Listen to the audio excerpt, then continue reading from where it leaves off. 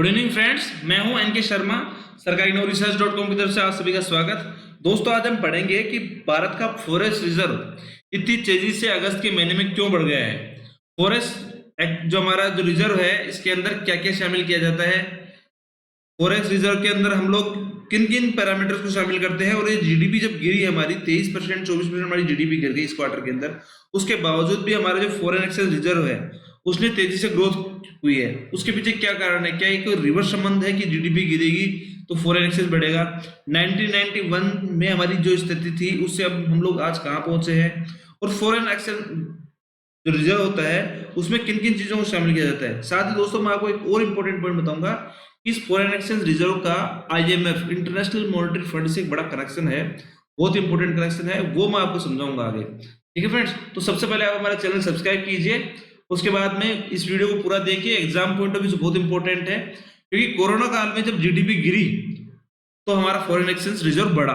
इसके पीछे क्या कारण है, और ये जो फॉरेन एक्सचेंज रिजर्व हमारा बढ़ा है, ये क्या पॉजिटिव है या नेगेटिव है, इन दोनों एस्पेक्ट को हम लोग देखेंगे। ठीक है फ्रेंड्स, तो दोस्तों अगस्त के महीने में क्या हुआ? अगस्त का जो आखिरी महीना आया उसमें हमारा फॉरेन एक्सचेंज जो रिजर्व है वो बढ़ के कितना हो गया? 541 बिलियन डॉलर, तकरीबन 40 लाख करोड़ रुपया। ठीक है, उससे पहले का जो सप्ताह था उस एक सप्ताह के अंदर हमारे तकरीबन 3.88 बिलियन डॉलर बढ़ गया। 28.49 लाख करोड़ रुपया एक सप्ताह के अंदर हमारा फॉरेन एक्सचेंज रिजर्व बढ़ा। ठीक है, अब जून में, ये जून 2020 आया, तब हमने पहली बार 500 बिलियन डॉलर की रिजर्व को जो क्रॉस किया। ठीक है, और उसके बाद अगस्त में पहुंचते पहुंचते हम लोगों ने और इंक्रीज किया इसको, और 541.43 बिलियन डॉलर हमने जमा कर लिए हमारे खाते के अंदर। ठीक है फ्रेंड्स, लेकिन जब आप इसको चाइना से कंपेयर करोगे तो आपको ये अमाउंट बहुत छोटा दिखेगा। ठीक है, चाइना के पास इस टाइम पे फॉरेन एक्सचेंज रिजर्व कितना है दोस्तों? 3.165 ट्रिलियन डॉलर, यानी हमसे कई गुना होने के पीछे कारण क्या है दोस्तों? कि हम लोग एक इंपोर्ट कंट्री हैं और चाइना एक एक्सपोर्ट कंट्री है। ठीक है, चाइना अपना माल सबसे ज्यादा विदेशों में बेचता है, हम लोग, हमारा चाइनीज डिपेंडेंसी है, हमारा नेगेटिव रिजर्व है उनके सामने। तो इस वजह से चाइना के पास में वर्ल्ड का सबसे बड़ा रिजर्व है, उनके पास में डॉलर का सबसे बड़ा रिजर्व है, और हमसे कई गुना है। लेकिन हम लोग जब हमसे हमारा ही कंपेरिजन करते हैं तो ये जो 541.43 बिलियन डॉलर का रिजर्व है ये आपको बहुत बड़ा दिखाई देगा। क्यों? इसका कारण है दोस्तों 1991। अब थोड़ा इतिहास में चलते हैं। 1991 में क्या हुआ कि भारत एक आर्थिक मंदी में फंसा, एक आर्थिक क्या बोलते हैं उसको, आर्थिक इमरजेंसी मान लो आप, इकोनॉमिक इमरजेंसी उस टाइम पे आ चुकी थी। क्या थी कि हमारे पास केवल 15 दिन का फॉरेक्स एक्सचेंज रिजर्व बचा उस टाइम पे। तो विदेश व्यापार करने के लिए आपको एक बड़ा रिजर्व चाहिए होता है, लेकिन हमारे पास उस टाइम पे कितना बचा? केवल 15 दिन का। तो उस टाइम पे हम लोग गए आईएमएफ के पास में पैसा उधार लेने के लिए। ठीक है, कि भाई हमें डॉलर उधार दो। उसके बदले आईएमएफ ने हम पे कुछ कंडीशंस लगाई कि आप अपने यहाँ पे कुछ जो प्राइवेटाइजेशन के आर्थिक सुधार हैं वो आर्थिक सुधार आप करेंगे। तो हमारा जो आर्थिक सुधार का दौर है वो 1991 से शुरू हुआ। ठीक है फ्रेंड्स, 1991 के बाद में हम लोगों ने प्राइवेटाइजेशन को आगे किया, हम लोगों ने लाइसेंस राज को खत्म किया। पहले हर चीज के लिए, छोटी मोटी चीजों के लिए हमें लाइसेंस लेना पड़ता था। धीरे धीरे हमने उन लाइसेंसों को कम किया। जो हमारा प्राइवेटाइजेशन की सेक्टर था, जो गवर्नमेंट से इंडस्ट्री निकल के प्राइवेट सेक्टर के पास में बढ़ना शुरू हुई। ठीक है, व्यापार के नियमों को आसान किया गया, और धीरे धीरे अब देखो यहाँ पे मार्च 1991 में हमारे पास कितना था? केवल 5.8 बिलियन डॉलर रिजर्व आके रह गया था, 42,000 करोड़ रुपए मात्र।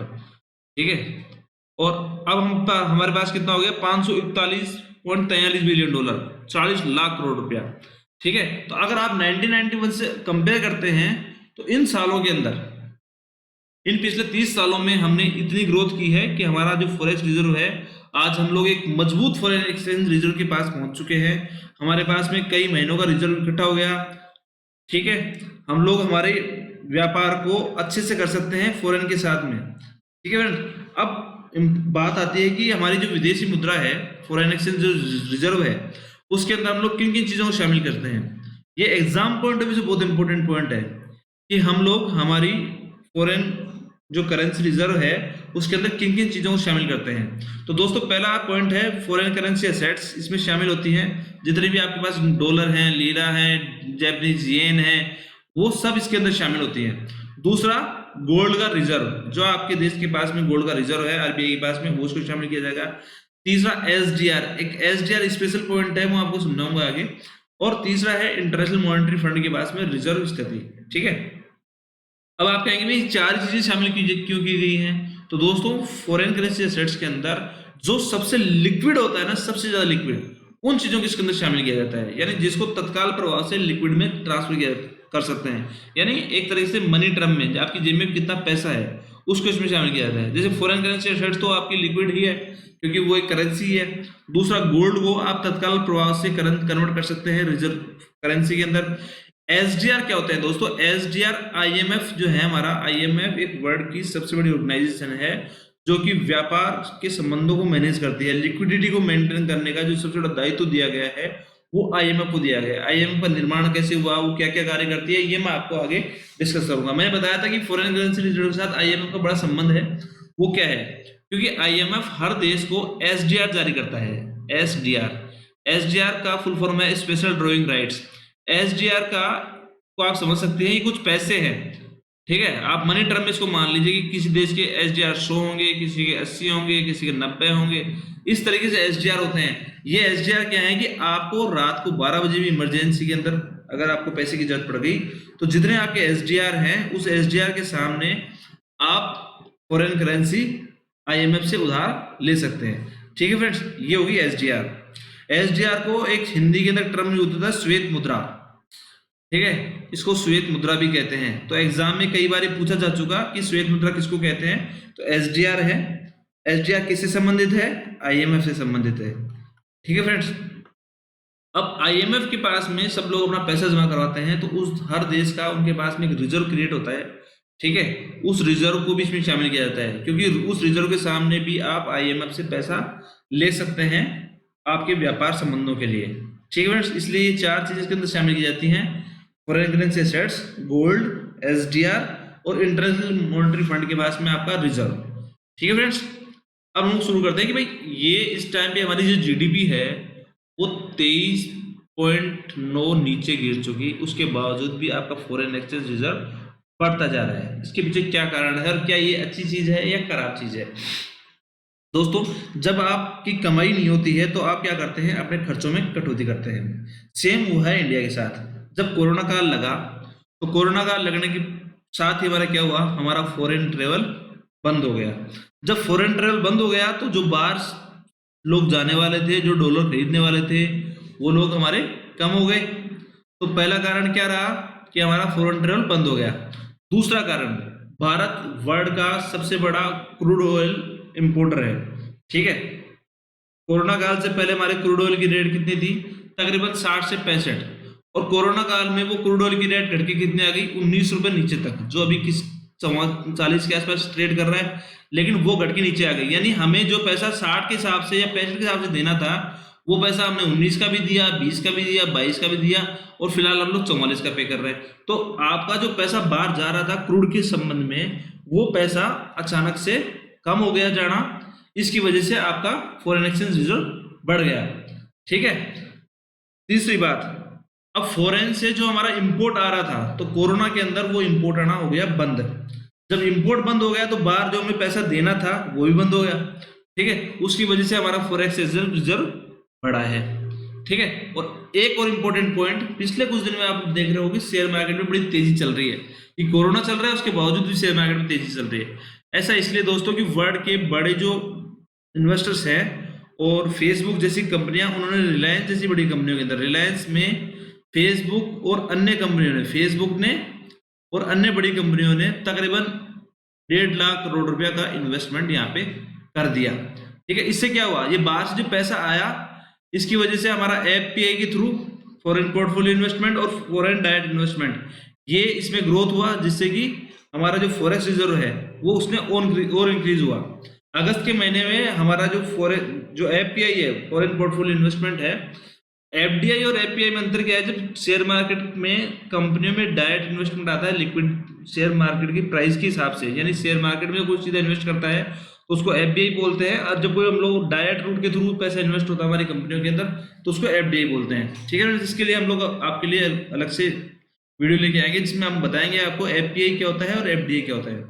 लेकिन यहाँ पे 4 चीजें इंपॉर्टेंट हो गई कि पहला कि इस टाइम पे फॉरेन से हमारे पास अगस्त में बड़ा इन्वेस्टमेंट आया है इंडिया के अंदर, जो मैंने आपको बताया रिलायंस जैसी कंपनियों के अंदर।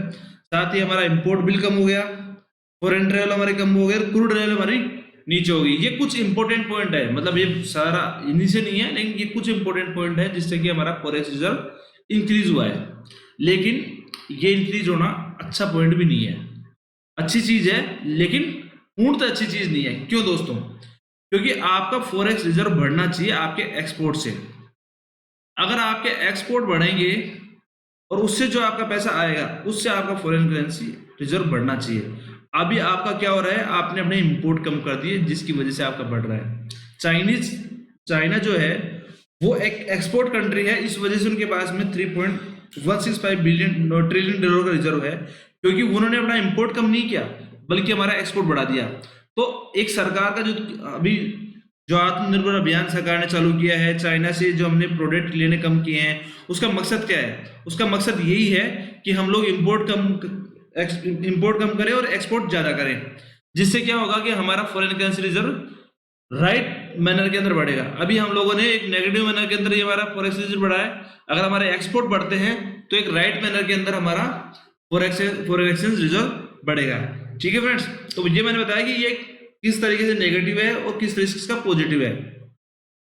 हमारा जो आत्मनिर्भर अभियान है उसके अंदर जो चाइना से हम लोग छोटी छोटी चीजों के लिए डिपेंडेंट हैं, उन छोटी छोटी चीजों को बढ़ाने के लिए मोदी सरकार प्रयास कर रही है। वो कारण यही है दोस्तों उसको कि हम लोग हमारी डिपेंडेंसी है उन पे कम करें। चाइनीज ने अपना देश की जो इकोनॉमी की ओपन करने से पहले वो जिन चीजों को अपने यहाँ बना सकते थे, तो क्रूड ऑयल अपने यहाँ नहीं बना सकते, इसलिए वो क्रूड ऑयल को इंपोर्ट करते हैं। लेकिन बाकी जो छोटी छोटी चीजें हैं उनके लिए उन्होंने क्लस्टर हब बनाए, छोटी छोटी चीजें उनके अपने यहाँ निर्माण किया। अपने यहाँ गणेश जी की मूर्ति भी चाइना से आती है। ठीक है, क्यों? क्योंकि हम लोगों ने इन चीजों को सोचा ही नहीं है कि हम लोग टॉय बना सकते हैं या छोटी छोटी चीजें बना सकते हैं, लेकिन हम लोग हर चीज एलईडी के लिए हम लोग चाइना पे डिपेंड है। अब जो मोदी सरकार प्रयास कर रही है वो यही कर रही है दोस्तों कि हम लोग अपने यहाँ पे खुद का जो एक्सपोर्ट हब बनाए, खुद की इन्वेस्टमेंट बनाए, खुद का प्रोडक्ट बनाए, ताकि एटलीस्ट कम से कम हम लोग बाहर से पैसा जो इंपोर्ट ना करें, सामान इंपोर्ट ना करें, जिससे हमारी फॉरेन करेंसी बाहर नहीं जाए। दूसरा, इस टाइम पे आप जब कोरोना काल चला तो बहुत सारे जो स्टूडेंट बाहर पढ़ने जाते हैं, इस साल वो पढ़ने स्टूडेंट नहीं गए क्योंकि उनके थ्रू भी एक बहुत बड़ा अमाउंट बाहर चला जाता है। ठीक है फ्रेंड्स, तो ये कुछ इंपॉर्टेंट पॉइंट थे। इसी वजह से हमारा जो डॉलर का प्राइस है उसमें बहुत ज्यादा फ्लक्चुएशन नहीं हो रहा, वो 74-75 के आसपास ही मेंटेन्ड है। नहीं, आप देखते हैं कि डॉलर के अंदर बहुत बड़ा तेजी से अप एंड डाउन मूवमेंट होता है। ठीक है, अब मैंने बताया था आपको आईएमएफ का संबंध बताया कि आईएमएफ क्या होता है। दोस्तों, आईएमएफ को और वर्ल्ड बैंक को एक साथ बनाया गया था 1944 के अंदर।